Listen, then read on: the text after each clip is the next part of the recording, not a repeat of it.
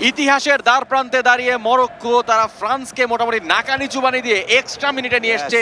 কি মনে হয় এই 30 মিনিটের ফলাফল কি হতে পারে? মরক্কো আসলে যেভাবে খেলেছে সেকেন্ড হাফে সত্যিকার অর্থে দারুণ প্রশংসার দাবি রাখে তারা, এবং এভাবে একটা ম্যাচে বাউন্স ব্যাক করা যায় ডিফেন্ডিং চ্যাম্পিয়নদের বিপক্ষে, যারা কিনা এক্সট্রাঅর্ডিনারি ফুটবল খেলেছে whole through the world cup, তেমন একটা দলের বিপক্ষে এভাবেও কামব্যাক করা যায়, সেটা শুধুমাত্র মরক্কোই দেখেছে। এবং ফ্রান্সকে দুইটা গোল কিন্তু ইংল্যান্ডও শোধ করতে পারে নাই, দুইটা পেনাল্টি পেয়েও শোধ করতে পারে নাই। এক্স্যাক্টলি সেটাই কিন্তু মরক্কো করেছে।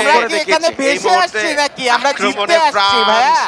লম্বা করে বাড়িয়েছেন চুয়ামেনি, তবে ভুল পাস মাঝ মাঠে আবারও মরক্কো, তারা কিন্তু আক্রমণ করে যাচ্ছে।